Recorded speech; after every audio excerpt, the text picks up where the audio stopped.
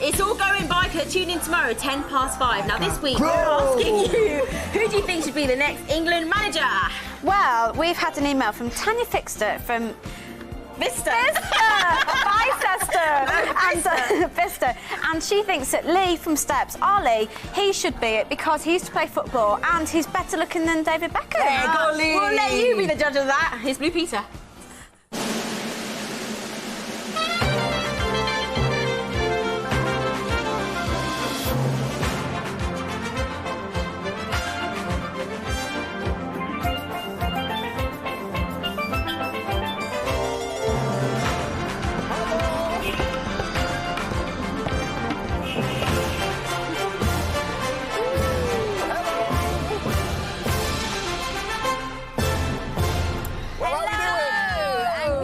Wednesday's Blue Peter. On today's show, stand by for a dazzling display from some champion breakdancers. And we'll have some small, furry and very cute creatures in the studio, and Blue Peter vet Joe Ingles is one of them. But first, check this out. It is Toad Hall. Do you get it? Because it's being towed and it's like a mansion like in Wind in the Willows. Never mind, it's certainly the weirdest shaped caravan that I have ever seen. And it's in fact made from two caravans moulded, one on top of the other. And get this, it used 1,000 rivets to complete. Now, having a balcony on your caravan is impressive enough, but this caravan hasn't got just one balcony, it's got three. Two on the outside, and if Arthur, our cameraman, opens the back door, you'll be able to see the one inside. Where's Arthur? Ah, here you go. Brilliant. This is the inside, you see, has been made into a stately home, so it's not just the outside that's unusual. Now, as you can see, there's a sweeping grand staircase when you come in, a candelabra even up here, which is very impressive, and there's also lots of oak panelling. This whole place is full of wood. And on the ceiling, it's very decorative. There's lots of detail, including a heraldic shield. Now, if you come downstairs, you might want to find maybe a fold-up bed or a mini cooker. Well, no, in here is a huge 7-foot-high fireplace, which is really very lovely. And there's even skirting boards around the floor and a trunk to sit on. Now, all this was the work of Daniel Lobb, who as a student lived in a caravan and thought it was a bit boring. But this inspired him to build this caravan as a stately home. Now, he was an art student and doing an art degree, but unfortunately when he finished the first Toad Hall, he realised that he built it and it was bigger than a double-decker bus and too tall to go under bridges. So he had to lower the roof about ½ a metre. So what do you think, Connie? Good? I think it might be a bit unsafe to light the fire in there, but it's a brilliant contraption. Great for holidays, though. Yeah, absolutely. Now, Daniel is currently working on another caravan, which he's turning into a Tudor cottage with oak beams and complete with a roof garden. You can catch some of Daniel's work in February at the National Boat, Caravan and Leisure Show in the NEC in Birmingham. Well, what do you think to that, Claire? I think it's fantastic. I love caravans. It's very grand, it's very you. I'd love to stay in that one. Now then, autumn is well and truly here and there's loads of jobs to be done out in the garden. So that's why we have the wonderful Claire Bradley here. How are you, Claire? I'm great, thanks. Good. Matt. You've been very busy. I've been busy harvesting some veg in the garden. Yeah, I've got a good crop of spuds this year. I've got red ones and white ones. Look, they're good. Fantastic beetroots. Look at the size of that. What on earth have you been putting on there? Do you like beetroots? I do, actually. Good, because I don't. You can have that. Actually, that one's probably a bit big. I mean, some of these smaller ones are probably a bit tastier, so you can have that one as well. And the last crop of cucumbers.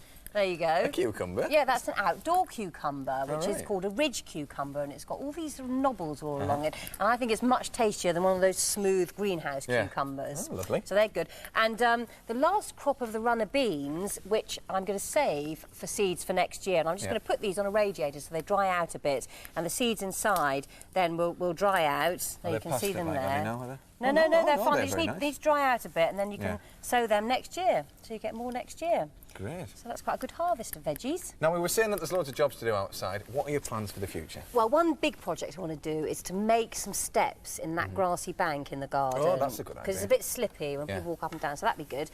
And to bring a bit of colour to cheer us up over the winter, I want to plant up some fabulous window boxes full of winter colour. So that's something else I want to do. Wow, and you've also been on your travels, haven't you, as well as that?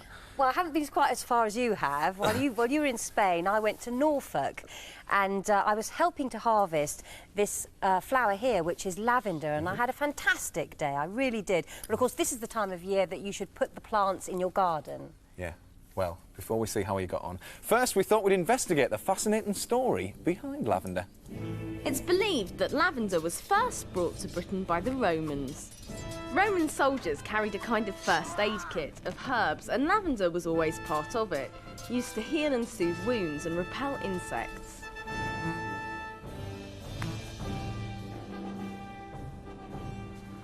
The name lavender comes from the Latin word lavandum, which means fit for washing, a reminder that the Romans also used lavender to scent the water in their public baths. Fortes fortuna, you what? 400 years ago, lavender was known as the herb of cleanliness and calm, and it was used all over the house. It was laid in clothes chests to protect them from moths, and even mixed with charcoal to make an early kind of toothpaste. Yeah, and I do brush twice a day, all right? It was big news in the kitchen too. Queen Elizabeth I had a famously sweet tooth, and she was especially partial to lavender conserve or jam. Not surprisingly, it wasn't long before Her Majesty's teeth were black and rotten. She obviously hadn't heard of the lavender toothpaste. In fact, lavender had so many uses for wine, soap, medicine and scent that lavender sellers became a familiar sight on Britain's streets. Lavender, sweet blooming lavender, 6 bunches a penny today. Lavender, sweet blooming lavender. Ladies, buy it while you may. Have you got any dusters? In Victorian times, before the invention of modern perfumes, a lady's choice of scent was very limited. Violet, lavender, rose. Rose, lavender, violet. Oh. Your Majesty, may I present His Grace, the Duke of Shepherd's Bush? Lavender was one of the most affordable and popular. Even Queen Victoria herself was fond of a dab or two. Oh, Your Majesty, how are you?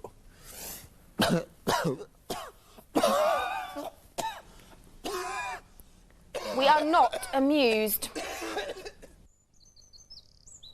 Lavender's green, diddle diddle, lavender's blue. You must love me, diddle diddle, 'cause I love you. Today, the best lavender in Britain is found here in Norfolk. And from where I'm standing, it stretches as far as the eye can see. In fact, if all the bushes around here were planted in one long row, it would stretch for over 120 miles. It's an amazing sight. Although some weed-killing sprays are used here, the fertilisers are organically based, and during a recent scientific survey, over 123 different types of wildflower were found growing here. It's a perfect home for bees and butterflies too. Amazingly, the oldest of these bushes were planted way back in 1963, and that's one of the great things about lavender. If you look after it, it'll last a long, long time. There are loads of different kinds and colours of lavender, each with their own slightly different perfume. But I think this one is probably my favourite. It's this deep dark blue colour. It's called Imperial Gem, and it was bred right here in Norfolk. And next to it, there's even one called Miss Claire. The great thing about lavender is that it's so easy to grow. It needs sunshine and good drainage to do really well, but basically you can grow it anywhere in the UK. Mid-July is harvest time, and I was here to lend a hand. Until 1964, the harvest was done by hand, and pretty back-breaking work it was too. Then, 30 years ago, this specially designed lavender cutter came into use, and it can do 1.5 hectares a day. Ready, guys? Off we go.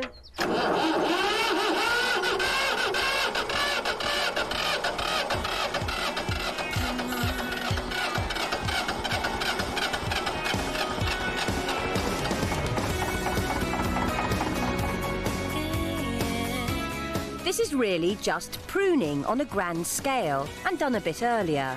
At home, you'd wait until the flowers are fading before you give them a good haircut.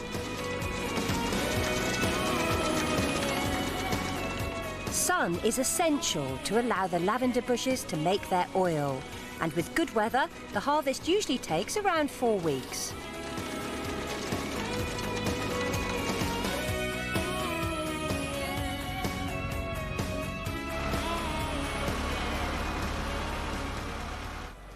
The smell of lavender is contained in its oil, and to get the oil from the plant, it needs to be distilled.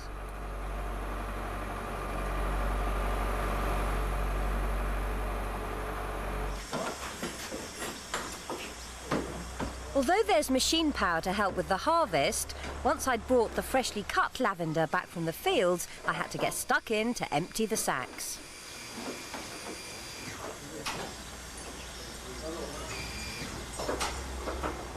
I'd arrived just as one load had finished being processed, so the pressure was on because any delay could hold up the harvest.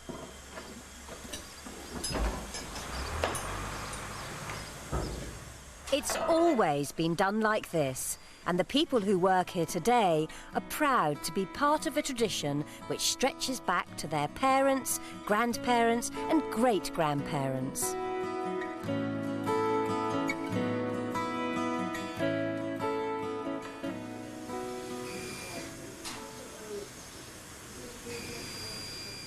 The huge containers we were loading are known as stills. To make sure each still is filled right to the brim, the workers have to climb inside to tread down the lavender. So, here goes.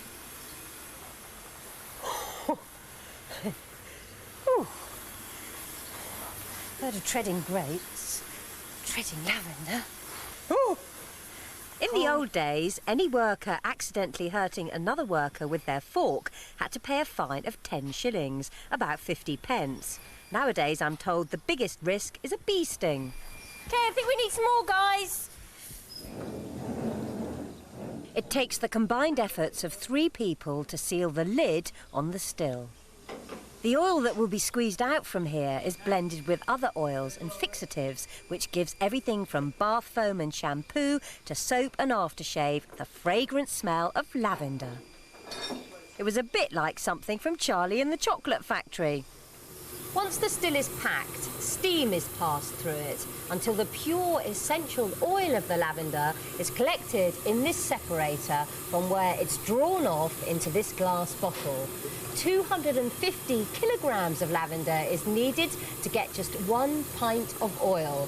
And before this little lot can be used, it has to be left for about a year for the aroma to develop. Some of the crop is sold loose like this, and if you put it in a bowl and keep it in your bedroom, it's supposed to guarantee a good night's sleep. Or you could put it into little sachets and keep them in your drawers, and that'll keep your clothes lovely and fresh. Just like the old days, lavender still has loads of uses. You didn't think I'd be settling down to any ordinary tea, did you? Oh no, this is lavender-scented tea, and this is a lavender scone spread with lavender honey, or I could have had lavender marmalade. And if I've still room after my scone, I might have a piece of lavender shortbread. And then if I'm really greedy, I might just have a lavender bonbon. All of them look delicious. Lavender from Norfolk is sent all over the world.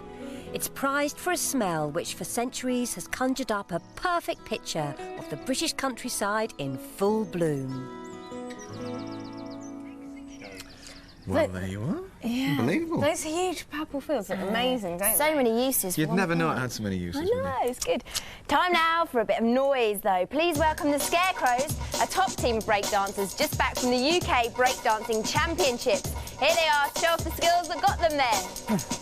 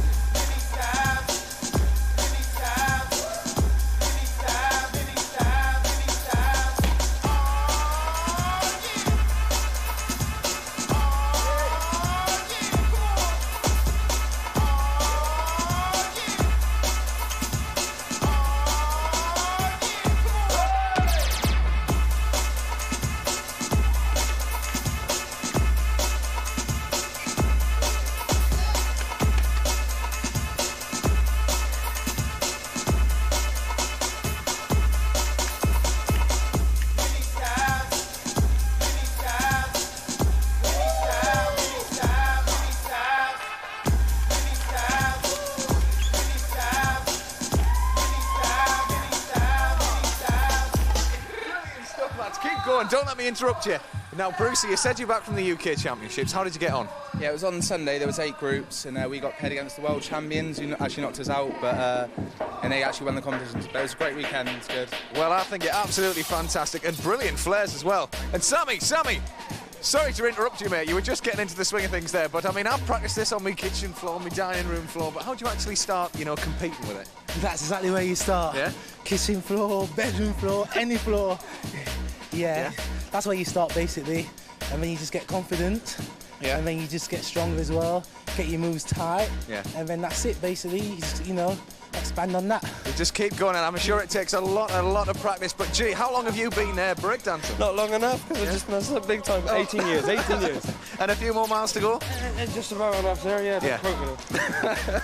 Good lad. Now, little Tim, you are absolutely unbelievable at this, aren't you? I'm not too bad, not too bad. Very modest. Now then, you've been in a few music videos and films as well, I certainly have. Yeah. I've been in a film called Human Traffic. Yeah. I've been in Mel B's latest video. Oh, well done. Also, I've been dancing for a group called Bomb Funk MCs. Yeah. Well, I must say, little Tim, I feel it. Oh, brilliant. I feel a bit stupid just standing here. I want to get into it, so will you show me a few moves? Okay, I'll show you with the windmill, okay? The windmill, here we go. Little Tim with the windmill. Oh, look at that. That is just unbelievable. Okay, well, here we go. Little Tim, take 2.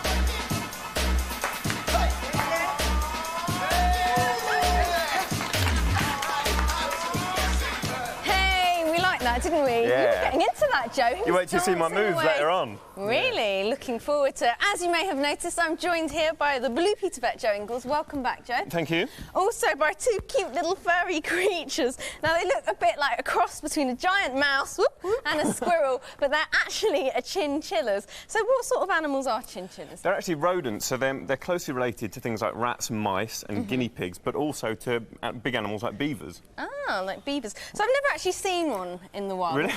Not surprising, really, because they actually live in South America, is where they come from. Not in my back garden. No, and they live in the mountains called the Andes in South America, where it's really dry but really cold, which is why they've got this lovely fluffy coat to keep them warm. I know, they're like little teddy bears. Now, they're very, very cute, if a bit frisky. Do they make good pets? They can make brilliant pets, yeah. They are quite hard work, and they can be quite nervous, as you see there. Yeah. And they can actually live for as long as 15 years.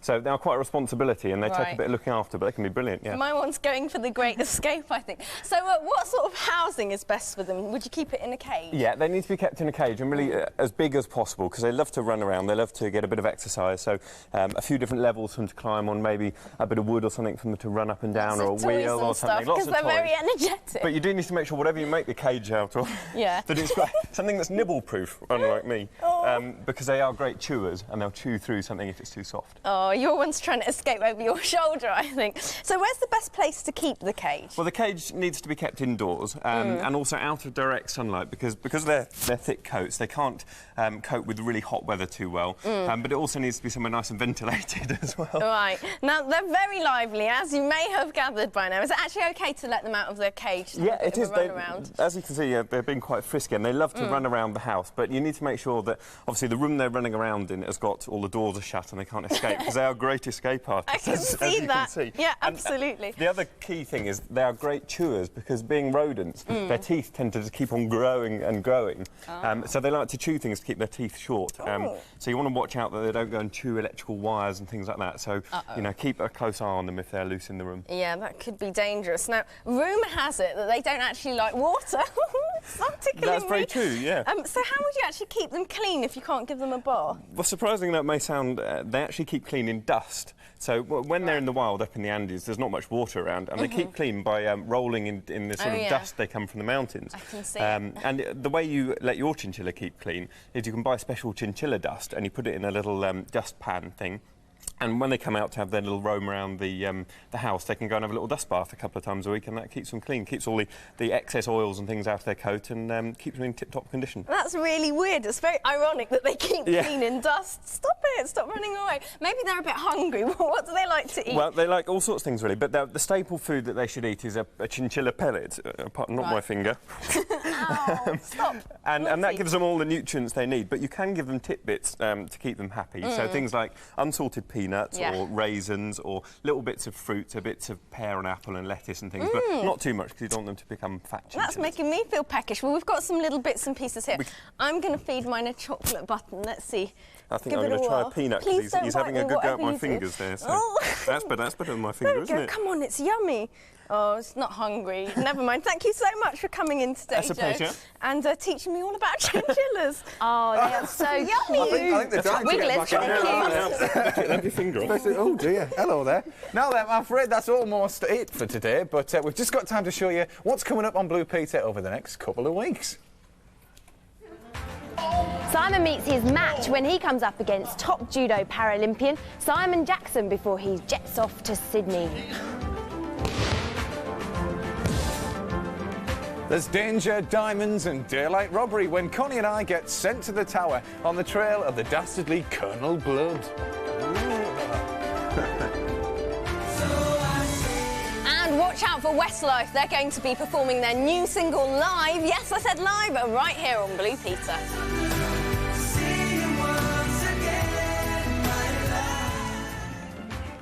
And Simon and I catch the thermals in northern Spain when we take to the skies with the two champion paragliders. Woo! I hope you're enjoying this. This is much better than any taxi ride. You can catch that on Friday when we'll also be invaded here in the studio by some marauding warriors, and my chinchillas escaped, in case you're wondering back down there. And then it's over to you, because if you've got something that you want to show us on Blue Peter, it could be a skill as a dancer, a singer or a magician, or it could be an interesting hobby that you have, then don't miss Friday, because we'll be launching your chance to appear right here with us. Absolutely. Well, that is it for today, but how could we end the programme without getting Joe and Connie breakdancing? We'll put the chinchillas back and let's go. Bye-bye. See you. See you later. Bye.